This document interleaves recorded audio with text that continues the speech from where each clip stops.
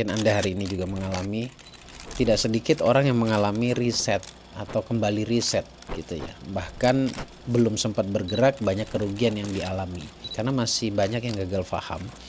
Ketika menemukan kalimat besarkan wadah rezekimu, tiba-tiba pikiran kita berasumsi bahwa yang dibesarkan itu adalah pekerjaannya. Itu sebenarnya bukan karena bisnisnya jelek, bukan karena kurang keras Anda bekerja, bukan, tetapi karena memang ada konsep di dalam batin yang belum selaras dengan rezeki yang Anda inginkan.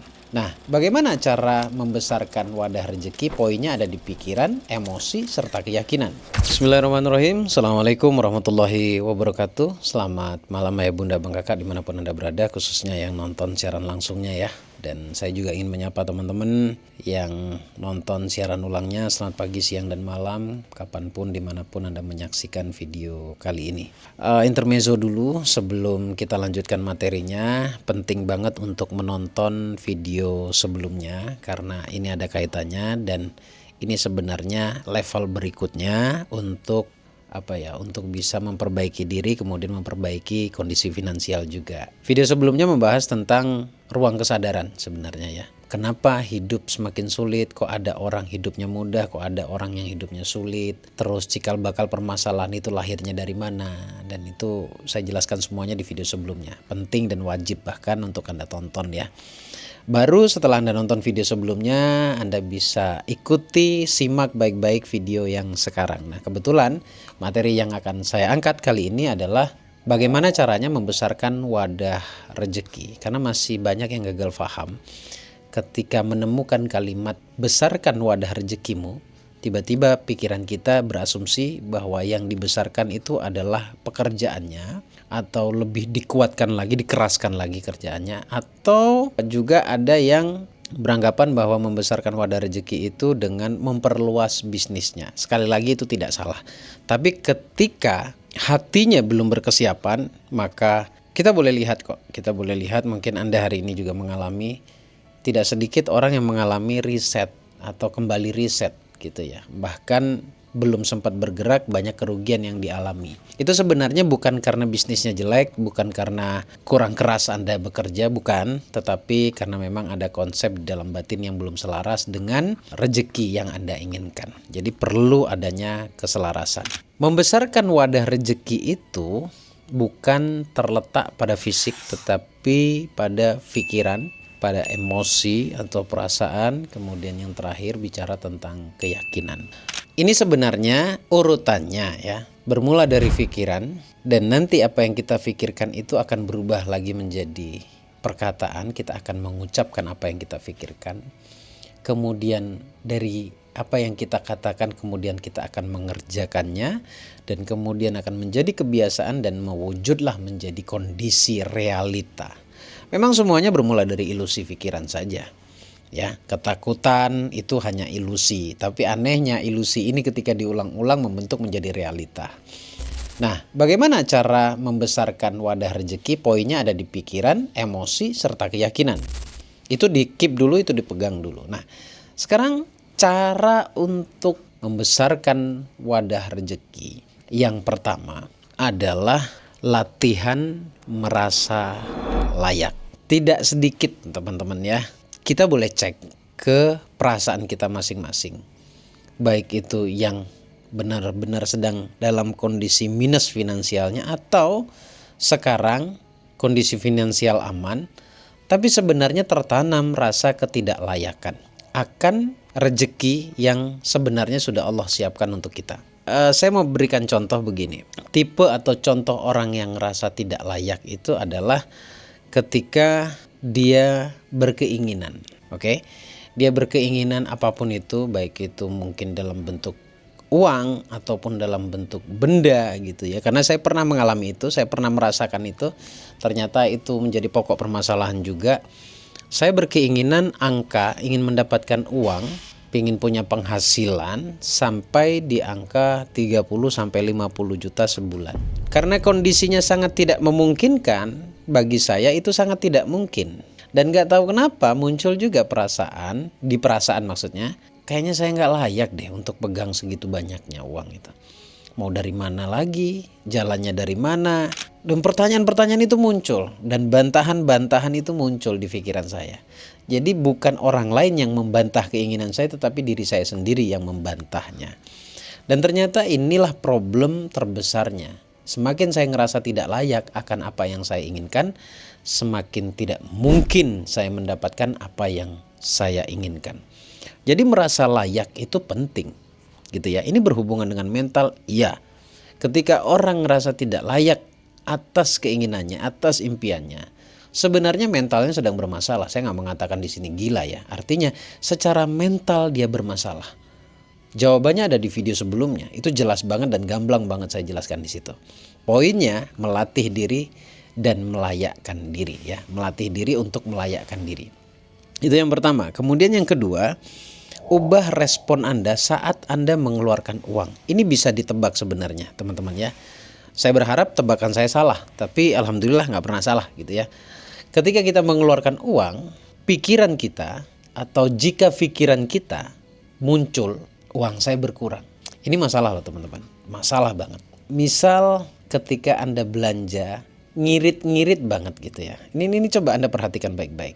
Akan mengeluarkan duit untuk kebutuhan makan, untuk belanja, untuk kebutuhan memenuhi keinginan yang sebenarnya benar-benar dibutuhkan, itu berat sekali untuk mengeluarkan. Kenapa?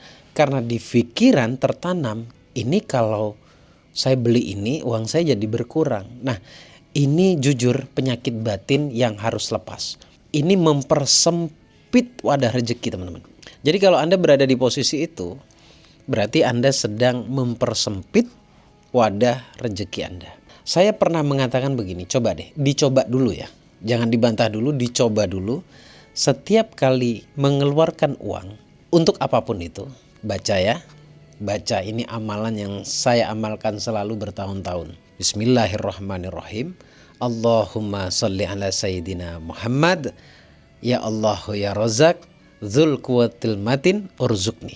Baca ini kapanpun atau setiap kali Anda mengeluarkan uang untuk apapun itu, ya, untuk apapun itu, dan lahirkan rasa syukur di situ karena Anda sudah bisa mencukupi kebutuhan Anda, ya. Misal contoh untuk belanja, kan toh pada akhirnya yang Anda belanjakan itu, uang yang Anda belanjakan akhirnya bermanfaat untuk mencukupi kebutuhan Anda. Misalkan untuk membayar sekolah anak misalkan gitu. Yang muncul di pikiran adalah alhamdulillah akhirnya saya bisa memenuhi kewajiban saya sebagai orang tua menyekolahkan anak saya dengan mengeluarkan biaya. Jadi yang muncul adalah perasaan syukur, bersyukur. Nah itu tanda orang yang responnya sudah bagus. Ya, respon ketika mengeluarkan uang itu bagus, tandanya seperti itu tadi. Tapi jika Anda ketika keluar uang takut, kemudian merasa atau dihitung ternyata uang saya semakin berkurang nih. Nah sebenarnya Anda secara tidak langsung sedang mempersempit rezeki Anda sendiri. Itu yang kedua. Kemudian yang ketiga adalah sedekah teman-teman. Nah, sedekah ini penting dan lakukan di beberapa waktu yang mustajab. Saya sering menyampaikan, bahkan ada kelasnya khusus, ada bimbingannya khusus. Waktu yang mustajabah untuk melakukan ritual-ritual yang sifatnya menarik rezeki itu ada 3. Yang pertama adalah sedekah subuh. Kemudian yang kedua adalah sedekah sore menjelang maghrib atau petang gitu ya. Yang ketiga adalah sedekah sebelum tidur. Itu luar biasa dampaknya gitu ya. Banyak yang chatting ke admin termasuk chatting ke saya juga. Setelah mempraktekkan sedekah di waktu yang spesial ini, yang mustajabah ini, oleh Allah diberikan kemudahan. Ya, oleh Allah dilipat gandakan rezekinya. Jadi yang ketiga adalah sedekah. Kemudian yang keempat, yang terakhir ini ya. Yang keempat adalah berdamai dengan diri sendiri, melepaskan semua emosi negatif, semua kemelekatan negatif. Contoh misalkan kekecewaan, kebencian pada seseorang, ya. Kemudian ya merasa diri tidak penting, citra dirinya negatif, kemudian punya kecewa terhadap orang lain, sedih, marah dan lain sebagainya. Itu yang harus hilang. Kapan ini dilakukan? Berdamai dengan keadaan itu dilakukan, yaitu menjelang tidur. Nah, sisipkan, saya tambahkan satu lagi ketika menjelang tidur setelah Anda berhasil merasa sudah selesai melepaskan semua emosi negatif, maka jangan lupa juga doakan setidaknya 5 orang yang muncul di pikiranmu, atau tentukan siapa orang yang akan Anda doakan, karena setiap doa itu akan kembali ke diri kita masing-masing. Mari kita rekap apa yang harus dilakukan dalam keseharian. Yang pertama adalah pelan-pelan latih kelayakan Anda, rasa layaknya Anda untuk mendapatkan apa yang Anda inginkan. Kemudian yang kedua adalah poinnya adalah bersyukur ya. Bagaimana ketika Anda mengeluarkan uang, respon Anda diperbaiki ketika Anda mengeluarkan uang. Kemudian yang ketiga adalah sodakoh, sedekah, berbagi kebahagiaan. Jadi yang dibagi adalah sesuatu yang menurut Anda membahagiakan Anda. Yang terakhir adalah melepaskan emosi negatif, dan jangan lupa doakan orang-orang yang ada di sekitar Anda. Yang paling bagus lagi, mendoakan mereka yang pernah menyakiti Anda. Poinnya itu saja.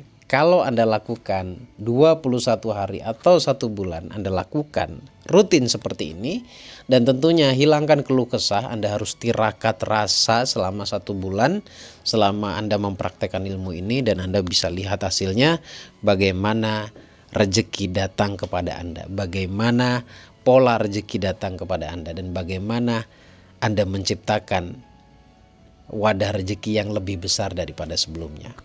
Terima kasih teman-teman, semoga bermanfaat, dan kalau ada pertanyaan yang yang tersimpan di dalam hati Anda, coba silahkan tulis di kolom komen. Kalau yang sifatnya pertanyaan, nanti mungkin saya akan jawab di channel satunya, yaitu di channel Quantum Kaya. Tapi kalau ada yang menarik materi yang bisa saya angkat, saya akan bahas di channel YouTube ini. Terima kasih, sehat-sehat selalu buat Anda. Al Fakir di sini. Assalamualaikum warahmatullahi wabarakatuh.